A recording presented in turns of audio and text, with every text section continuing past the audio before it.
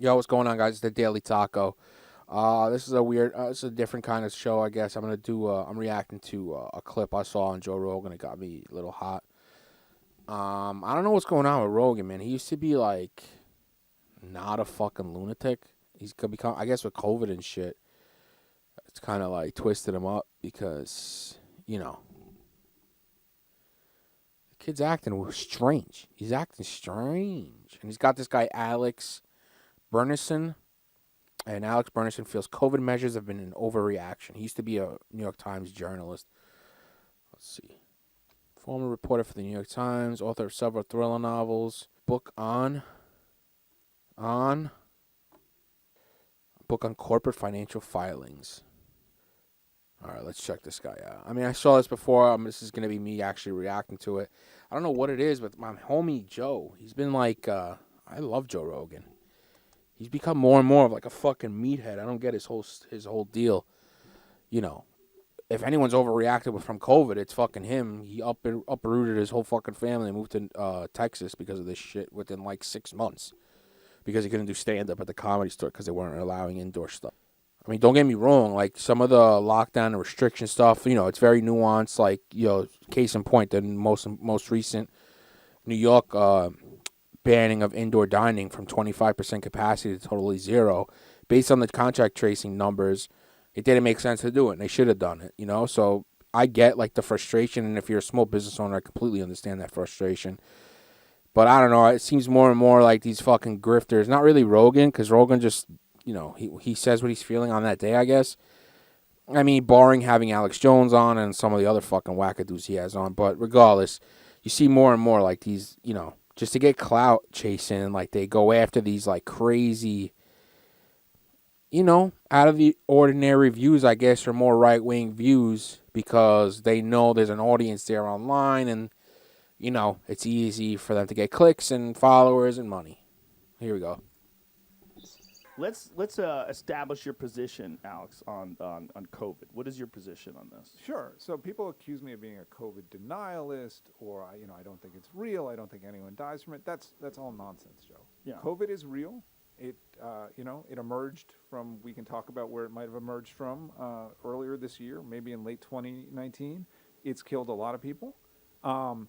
It's contagious, and it's been a problem this year. It's been a significant problem. Yeah. It is not Calm down. worthy of the response that we have had to it. I believe lockdowns have. So, it's a problem.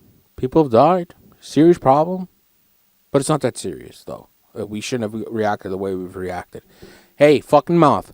I get it. We didn't react. The entire United States didn't react all in unison, right? That was the biggest problem, and that's what's led to 320,000 deaths.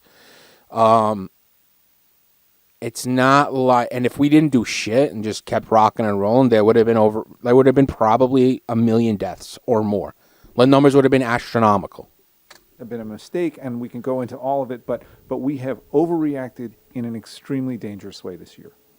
I believe we've overreacted as well. And I think that in particular, one of the things that disturbs me the most is that there's been no accounting for the damage that has been done by forcing people to shut down their businesses. And the only thought has been making sure that the ICU beds are open and that, somehow or another people are able to get treatment for this. Okay. I mean, there are absolute rights and absolute wrongs, right? The only time that really, is an actual truth where, like, this is definitely right or this is definitely wrong is when people are dying, right? We don't want people to die. Like, government and government officials and civil servants, their job, first and foremost, is public safety. Yeah, the measures that they're taking are hurting small businesses. I completely agree. And that's where the Congress needs to step up in terms of, like, relief and stuff like that, which they can't do. That's a whole nother fucking story for an entire another day. But what's the alternative? Give me an alternative.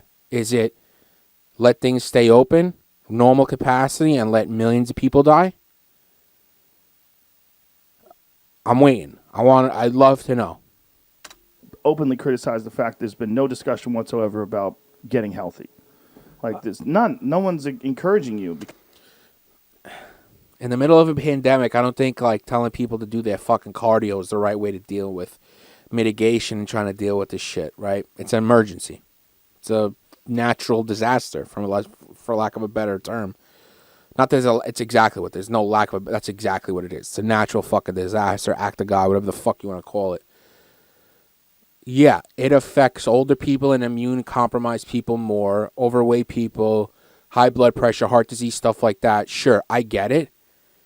But what's that to do? How does that stop the spread of COVID? The COVID spreads because it spreads quickly because a lot of people don't have symptoms and they're able to spread it without having any symptoms telling them that they're sick. That's how it spreads so much. Because they're worried about being called a fat shamer or some other nonsensical term. Well, I mean, I think it's much. I mean, see, now like he's bringing in like the PC shit and SJW stuff, which, yeah, I get it. Being politically correct and all that, and like how everyone's become super woke, and it's like walking on eggshells sometimes when you're trying to tell a joke or trying to be critical or whatever the fuck. I get it. It's frustrating, and I'm on that side, but to correlate one with the other is a absolute massive stretch. Worse than that, because if you remember back in back in March, we were told 15 days to slow the spread. Let's not have the hospitals be overrun. And at some point, maybe it was in April, maybe it was in May, somehow this became no one can ever get sick and die from COVID. It is wrong that this disease exists, and we have to do everything to stop it, no matter what the consequences. And you mentioned, let's stop people from getting the disease and dying from it. I don't know. Is that such a wild strategy to try and mitigate this pandemic that's sweeping across the world, right? And yeah, 15 days would have been nice, or let's say a month, let's say 30 days to like mitigate the spread and stop the spread. But what happened was all the states didn't work in unison. Everybody did their own fucking thing. Trump's calling for it to be open by Easter. So don't act like we all stopped it and like shut down for a month or 2 weeks and the spread slowed down. Okay? Let's stop acting like that even was not even possible, but like even done. Like, you know, none of the states did that. New York shut down. We stopped the spread pretty much. It's coming back now because it's winter and everyone's inside. But every state did different things. Every county did different things. It was a fucking disaster. There was no uniform response, and the lack of federal response on top of everything was, I feel like, a huge factor. Businesses are important, but to me, what's even more important is what we're doing to our kids. Yeah. What we've done with school closures, what we've done with normalizing the idea that being outside with your friends is dangerous. We are. I mean, the only time you were allowed to like really socialize is when you're out fucking doors and it's nice out. Outdoor dining, you know, like that was the time when you were allowed to go out, like allowed to do shit was outdoors, not indoors. So like that. It's closing the schools, yeah, it blows, you know what I'm saying? But, like, kids aren't affected by this. They can have COVID and spread it. That's the issue that you're dealing with. We need to stop the spread or slow the spread at least. Also, they're acting like this has been the case for, like, 5 years. It's been 9 months. And we have a fucking vaccine that's approved, that's being mass-produced right now, that in 3 months, if the majority of people take it, COVID's a fucking memory.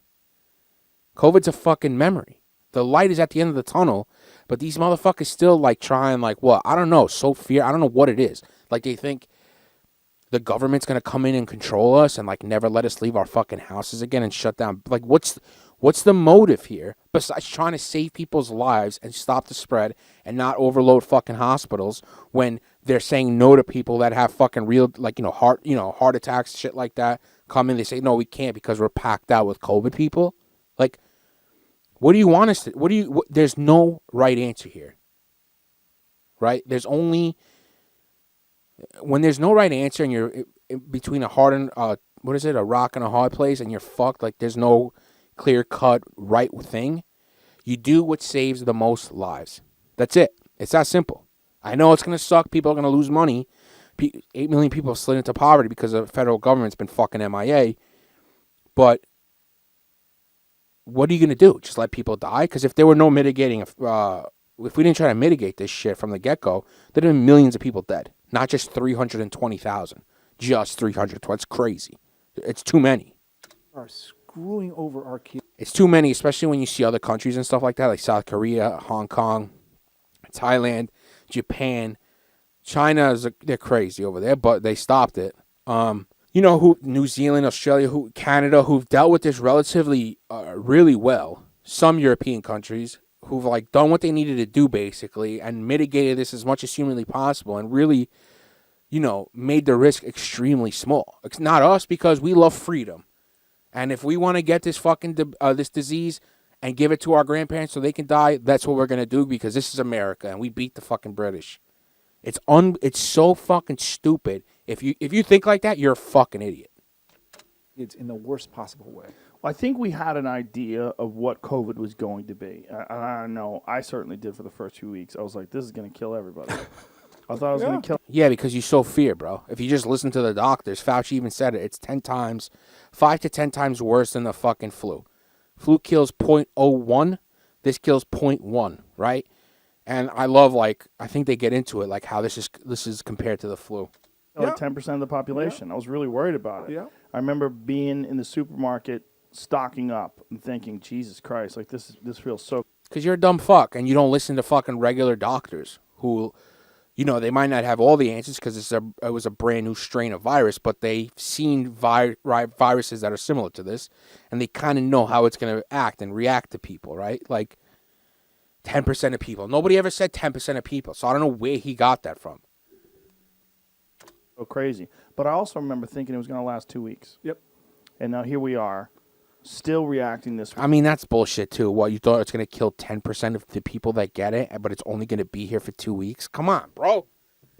You're just saying stupid shit that makes no sense. Wild to me, man. What happened to this guy Rogan?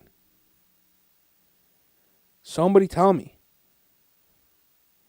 It's so interesting. He has Bernie on for an hour and a half.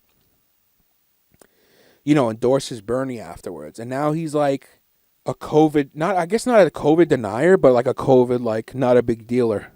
We're now deep into January, or deep into December, almost into January. Yep. A lot of my friends were caught it, including young Jamie over here. Jamie beat it in a day. Tony Hinchcliffe has it now. He was sick yesterday, and today feels good. I mean, this is the case. Here are a couple anecdotal fucking stories that I've heard, that I see from my friends. Jamie's fucking 35, 40 years old, in good shape. The guy's going to get over it. Most of the time, even older people, it's 95% chance they get over it, right? But what everyone's worried about is that you can spread it to other people. Older people, immune compromised people, and keep it going. That's what they're worried about. Because if it was 10% of people were dying, let's say, there would be tanks in the street and people wouldn't be able to fucking leave their houses.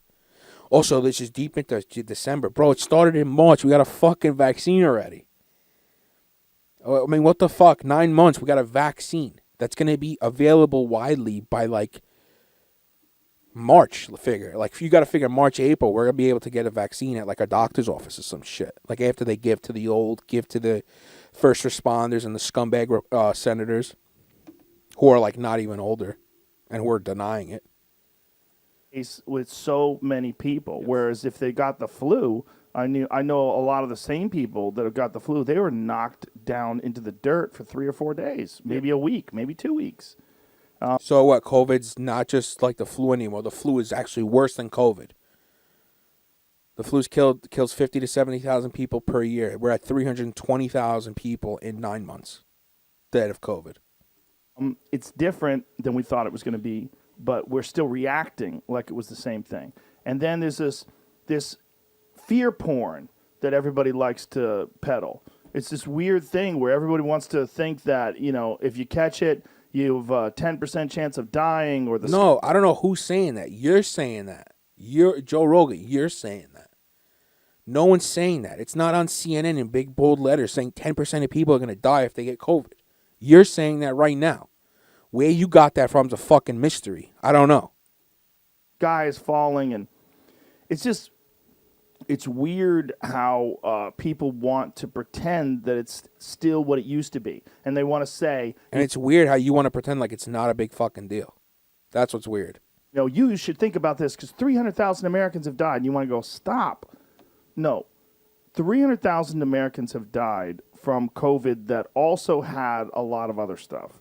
How many people have died just from COVID? And it's a relatively small number in comparison. Bro. I don't get it. This guy Rogan has access to the smartest people in the fucking world. Can he get a smart person on this fucking thing? On the show? Fucking 10 million fucking people per show listen and or watch? Let me ask you something, right? You're a person of whatever age, right? Let's say you're a 60-year-old person, good shape, whatever. Average healthy, a healthy adult, and you get COVID, right? And you get it bad. You get a bad case where you end up with pneumonia. And knock on wood, you die of pneumonia. What do you die of, bro? Pneumonia, or you dying of COVID? What was the cause of your death? Pneumonia? Yeah. What gave you pneumonia? COVID, the viral infection in your lungs that produced water or liquid in your lungs. That gave you pneumonia, that killed you.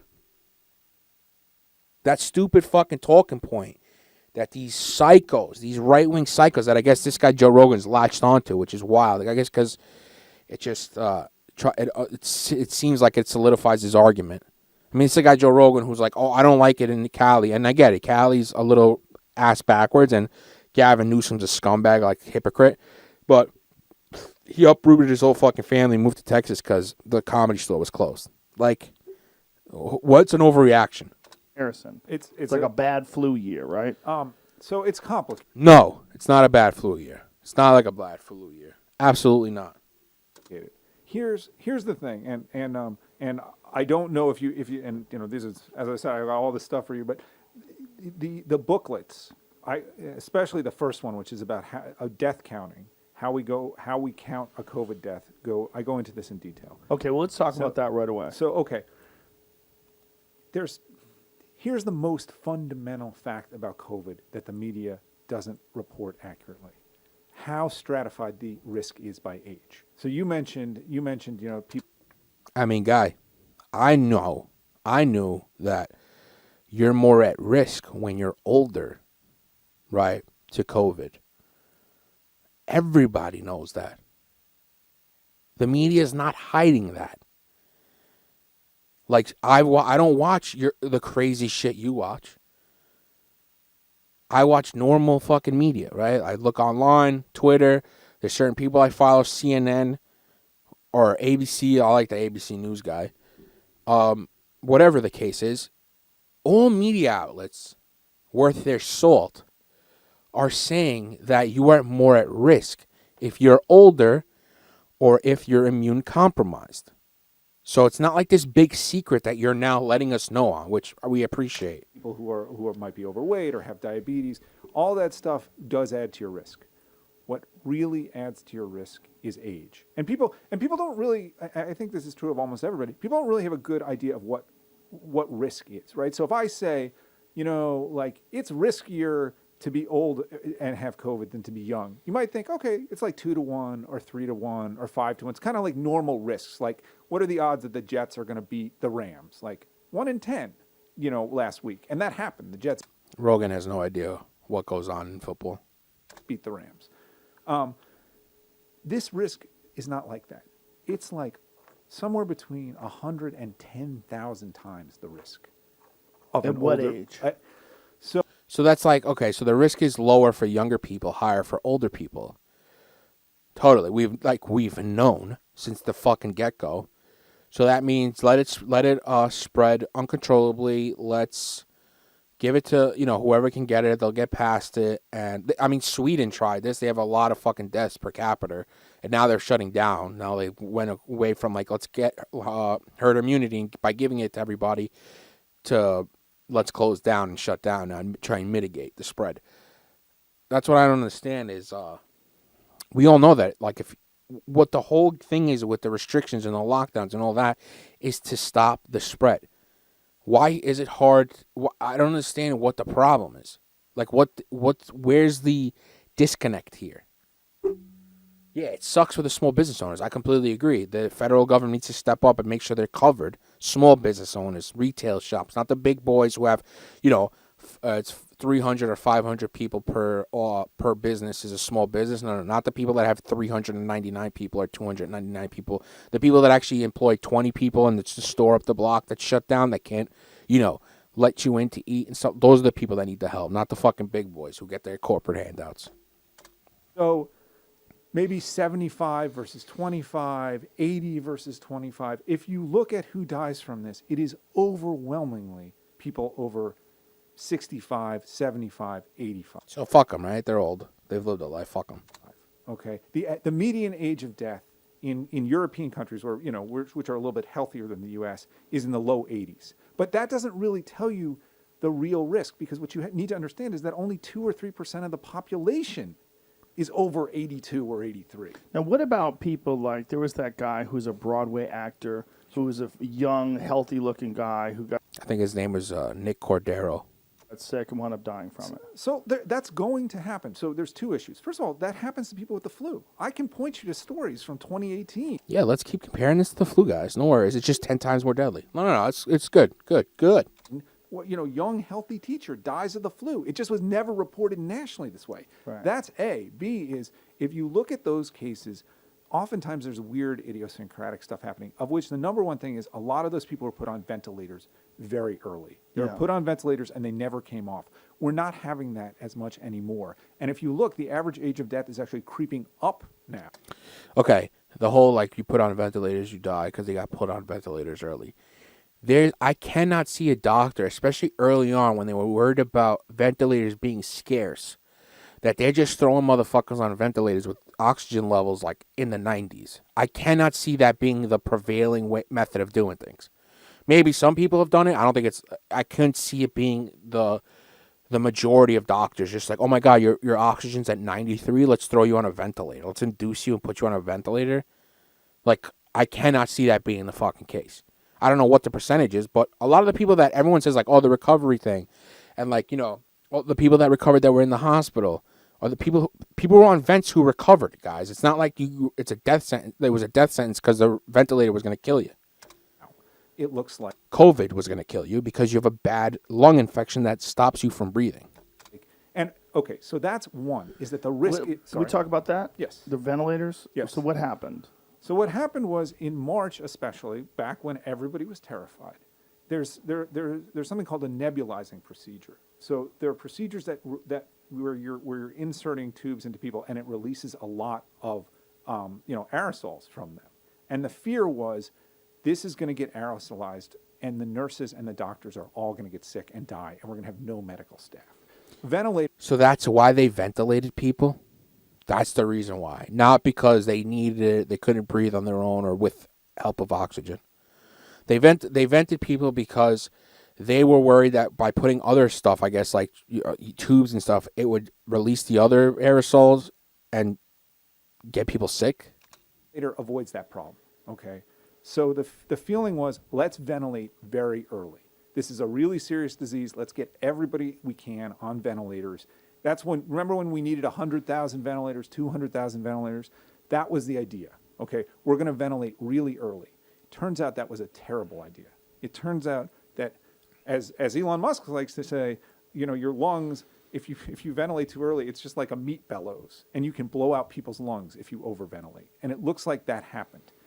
I will tell you, not that we don't use ventilators for COVID, but right now in the United States, I believe there are about 8,000 people on ventilators. Can I stop you for a second? Yes. Meat bellows, so bellows like a fireplace bellows, yes. right? So you're just pushing the Bellows, fireplace bellows. I like elk.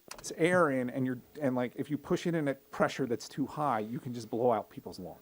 I mean, wouldn't you know how to, I don't know. I'm not a doctor. Neither are these two fucking idiots. Wouldn't doctors and respiratory therapists know or understand, what kind of, pressure they would put into people's lungs in terms of, when you're ventilating somebody? Wouldn't they know exactly how to, get it right and not blow people's lungs out? Not saying that it's not possible, but you would have to assume that's a rarity. So you literally destroy their lungs. Yes, we did that with people, and it became clear. It became pretty clear pretty early on, and they You know what destroys lungs? Bad COVID infections. tried to stop doing it, and they have stopped doing it. You know, So nurses, that's why they were saying that 80. There's 8,000 people he just said on fucking ventilators in the country. They stopped doing it. They're not putting people on ventilators. Percent of the people they put on ventilators wound up dying. It's not just that they were so sick by the time they got to ventilators, they were dying. that's right. And they How do you know that? Is there a number? Is there in terms like have they like said okay, this guy died or this lady died because we vented them and their fucking lungs blew out, or this person died because their COVID infection was so bad that they couldn't breathe anymore. Even the ventilator couldn't help them. Like how do you differentiate that? couldn't save them. It was just that the ventilators themselves. Did damage. That's Wow. correct. And I don't think that actually too many people would argue that even in hospitals. I can point you to stories that have been written about this, and I can point you to sort of in hospital discussion of this. I mean, my guy, you look like you're hawking a book right there, right? Books by journalists, aren't they researched? Like, aren't you supposed to get research and back your shit by facts? Like, you point to stories. I can point you to people that think there's a fucking guy in a toga in the sky. You know what I'm saying? Again, there is a role for ventilators for people who really cannot breathe Oh, cool. Thanks. I'm glad you okayed that. on their own. But this early ventilation that we used back in March and April killed people. And some of the people. Also, hey guys, by the way, COVID deaths have been the highest they've ever been in the United States the last month. We're losing like 2,500 to 3,500 people a day. Before I remember before Thanksgiving, like sometime in November, we were at like 200 something thousand, or right around election day, we were at like 200,000 people dead or 220 dead. We're at like 320 now. It's been 100,000 in a month. People Or killed 6 are weeks. People who were younger who probably would have survived. My friend Michael Yo was young when he got it, and he was really beaten down. He did a lot of traveling. He flew to New York. He did morning radio, the whole deal, flew back, drove to Vegas, visited his family, and then drove home that night, and then did a bunch of auditions in L.A., and then got sick, real sick. His doctor didn't put him on a ventilator because he said, if I put you on a ventilator, your lung's going to stop working. Yep. And So it's so funny what Joe Rogan does. Like, he has another anecdote that completely destroys his other anecdote when he's trying to make a point that like COVID's not a serious thing and it's not like the flu. The flu's gotten my friends in worse shape than COVID. Now he's got another friend who had COVID and had it really bad. you're going to die. And he's okay today because of that. Yep. But he's a young, healthy, robust guy, and he got it and almost died. I mean, he was really, really sick for about 2 weeks. But he recovered, Yes, right? he did. So again, we're not saying this disease isn't real, and we're not saying that some people, unfortunately, aren't going to have these bad reactions to it. Or even die, like the 320,000 people that are dead. But you know what? Fuck those people, because I want to go get my Taco Tuesday and I want to go have my fucking margarita inside because I love freedom. But you know, back in March, maybe he gets put on a ventilator and maybe he died. Again, I'm not saying like, you know, maybe they did do this. Maybe they put too many people on ventilators and it blew their fucking lungs out and that's the reason they died. Obviously, like they're trying to treat a fucking new disease the best way that they can early on in a legit fucking outbreak, right? So I'm sure they made mistakes trying to treat people. But let's not get it twisted. More people are dying right now in the United States and died in March, April, and May. Well, he got it very early. on. So Very that was early so on. he was Yeah. fortunate. He had had a very doctor good who was doctor. smart. Yeah. Guys, always remember, it's always good to have a doctor that's smart. I don't get why this has become so political and such a like polarizing thing, man. You know what I'm saying? Yeah, all right, 10% of people aren't dying when they get COVID, but you know, if it's 0.1%, what's 0.1%? I mean, 320,000 people are dead, bro, in 9 months. It's bad, and it's worse than the flu. Sorry to break it to you. Whatever, that's a show. I don't know what happened to Joe Rogan, man. He used to be like, I don't fucking know, man. Like, I guess he just really needs to do stand-up comedy, and he hates the fact that he can't. So he moved to Texas. So that's Joe Rogan for you.